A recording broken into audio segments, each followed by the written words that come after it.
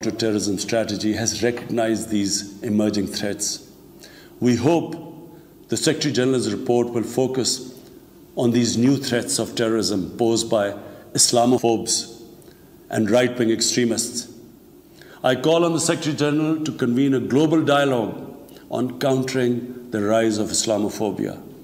Our parallel efforts at the same time should be to promote interfaith harmony, and they should continue. Mr. President, the worst and most pervasive form of Islamophobia now rules India.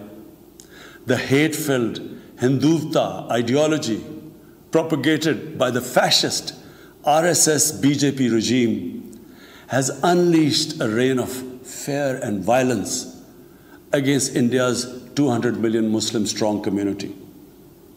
Mob lynching by car vigilantes, frequent pogroms such as the one in New Delhi last year, discriminatory citizenship laws to purge India of Muslims, and a campaign to destroy mosques across India and obliterate its Muslim heritage and history are all part of this criminal enterprise.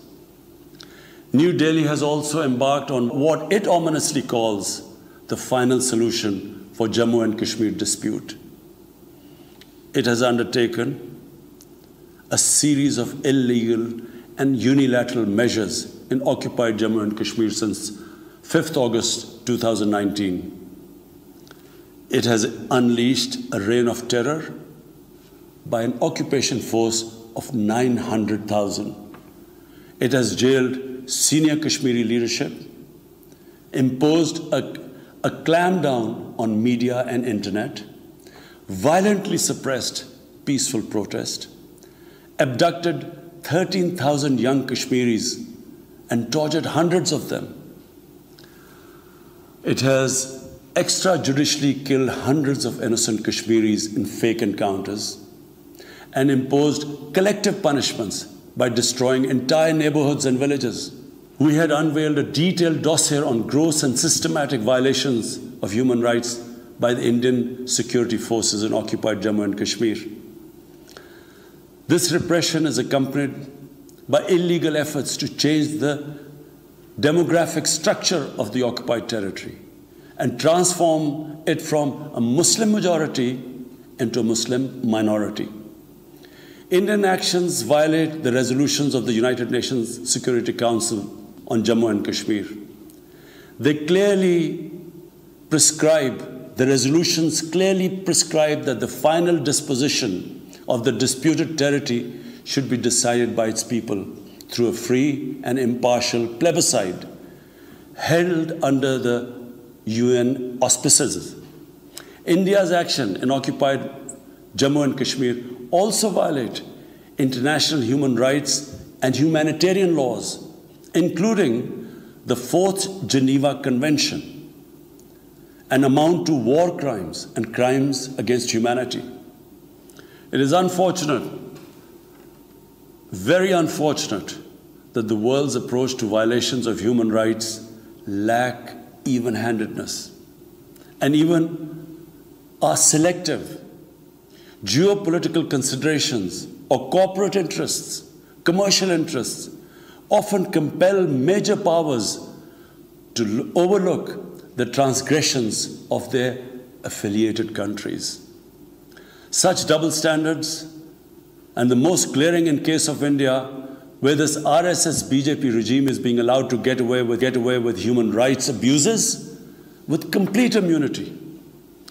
The most recent example of Indian barbarity was the forcible snatching of the mortal remains of the great Kashmiri leader, Sayyid Ali Shah Gilani, from his family, denying him a proper Islamic funeral and burial in accordance with his wishes and the Muslim tradition. Devoid of any legal or moral sanction, this action has been against the basic norms of human decency. I call on this General Assembly to demand that Sayyid Gilani's mortal remains be allowed to be buried in the cemetery of martyrs with the appropriate Islamic rites. Mr. President, Pakistan desires peace with India as with all its neighbors. But sustainable peace in South Asia is contingent upon resolution of the Jammu and Kashmir dispute in accordance with the relevant United Nations Security Council resolutions and the wishes of the Kashmiri people. Last February, we reaffirmed the 2003 ceasefire understanding along the line of control. The hope was that it would lead to a rethink of the strategy in Delhi. Sadly, the BJP government has intensified repression in Kashmir and continues to vitiate the environment by these barbaric acts. The onus remains on India to create a conducive environment for meaningful and result-oriented engagement with Pakistan. And for that, it must do, number one, reverse its unilateral and illegal measures instituted since 5th August 2019. Secondly, stop its oppression and human rights violations against the people of Kashmir. And three, halt and reverse the demographic changes in the occupied territory. It is also essential to prevent another conflict between Pakistan and India. India's military buildup, development of advanced nuclear weapons, and acquisition of destabilizing conventional capabilities can erode mutual deterrence between the two countries. And now, Mr. President, I want to talk about Afghanistan. The current situation in Afghanistan, for some reason, Pakistan has been blamed for the turn of events by politicians in the United States and some politicians in Europe. From this platform, I want them all to know the country that suffered the most, apart from Afghanistan, was Pakistan when we joined the US war on terror after 9/11. 80,000 Pakistanis died. $150 billion was lost to our economy. There were 3.5 million internally displaced Pakistanis.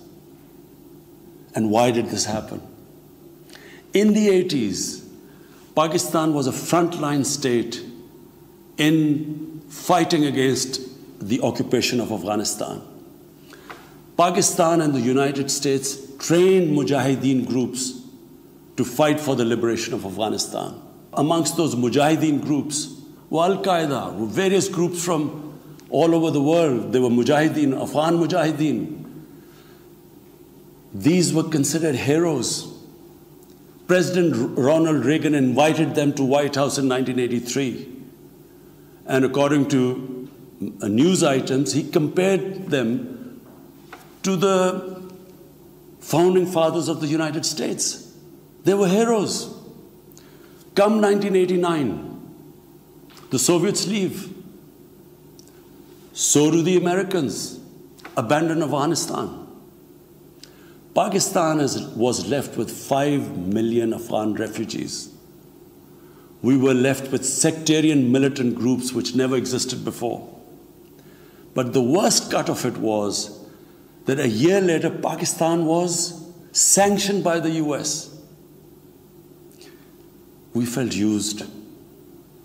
Fast forward 9/11, Pakistan is needed again by the US because now their US-led coalition is now invading Afghanistan, and it could not happen without Pakistan providing all the logistical support. What happened after that?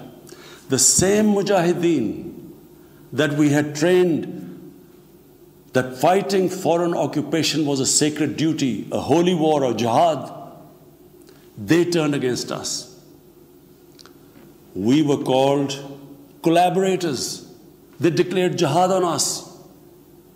Then all along the tribal belt bordering Afghanistan, the Pakistan semi-autonomous tribal belt, where no Pakistan army had been since our independence, they had strong sympathies with the Taliban, Afghan Taliban, not because of their religious ideology, but because of Pashtun nationalism, which is very strong.